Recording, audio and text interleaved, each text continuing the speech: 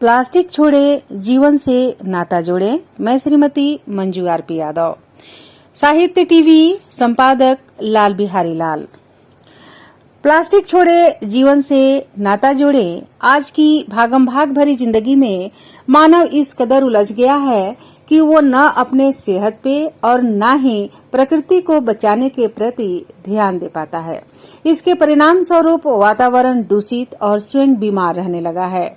यूं तो प्रकृति को सबसे ज्यादा खतरा प्रदूषण से है, क्योंकि बढ़ती हुई आबादी की मांग को पूरा करने के लिए प्राकृतिक संसाधनों का दोहन अंधाधुंध हो रहा है, जिस कारण जलवायु दूषित हो चुकी है और प्रदूषण को बढ़ने या फैलने के लिए कई कारक उत्तरदायी है। उन्हीं कारकों में एक कारक प्लास्टिक भी है। जी हाँ, हम बात कर रहे हैं प्लास्टिक की, जो आज निर्माण के 120 साल के अंदर ही समस्त जीवों के लिए संकट बनते जा रहा है, क्योंकि पर्यावरण में इनका विघटन होने में 200 से 500 साल लग जाते हैं। प्लास्टिक के ढक्कन का विघटन होने में तो लगभग 1000 वर्ष लग जाते हैं। ये नॉन बायोडिग्रेडेबल पदार्थ है जो वातावरण में आसानी से घुलता नहीं है। प्लास्टिक और पदार्थ का अलग अलग गुण है। एक गुण के रूप में प्लास्टिक उन पदार्थों की विशेषता का प्रतीक है जो अधिक खींचने या तनने के बाद अस्थायी रूप से अपना रूप बदल देते हैं, तो अपने मूल रूप में वापस नहीं आते हैं। इसके निर्माण का भी एक रोचक कहानी है कि एक दिन एक जर्मन केमिस्ट हांस von बेंजामिन 1898 ईस्वी में डायज़ोमिथेन का प्रयोग कर रहे थे।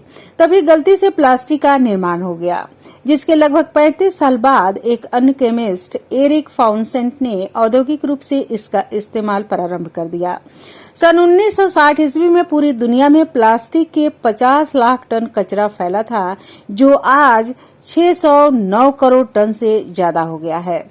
अर्थात आज हर एक आदमी के हिस्से में आधा किलो से ज्यादा प्लास्टिक का कचरा आ गया है। दुनिया में 1 करोड़ टन प्लास्टिक बैग का प्रतिदिन उपयोग करते हैं।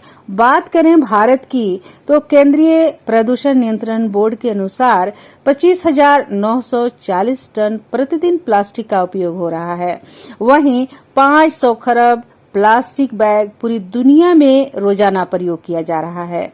प्लास्टिक बैग जहरीली केमिकल्स जाइलेन, एसीटोन, बेंजोन से मिलकर बना होता है, जो सेहत के लिए हानिकारक है। प्लास्टिक मनुष्य की रीढ़ की हड्डी की तरह सामाजिक हिस्सा बन चुकी है। ये जीवन के हर मोड़ पर सस्ता और सुगम होने के कारण इसका प्रयोग लोग बहुतायत रूप में करते हैं। मानव इसका प्रयोग करने के बाद इसका निपटारा भी सही ढंग से नहीं कर पाता है। यह पर्यावरण में नहीं घुलता है, यानी कि यह नॉन बायोडिग्रेडेबल है। इसे पर्यावरण में घुलने में 200 से 500 साल तक और बोतल के ढक्कन को तो लगभग 1000 वर्ष घुलने में लग जाते हैं। इस बीच जमीन पर पड़े रहते हैं, जिससे भूमि की उर्वरा शक्ति नष्ट होने लगती है। नाली जाम हो जाती है, जिससे सड़न फैलने लगती है और लोगों के सेहत पर असर पड़ता है।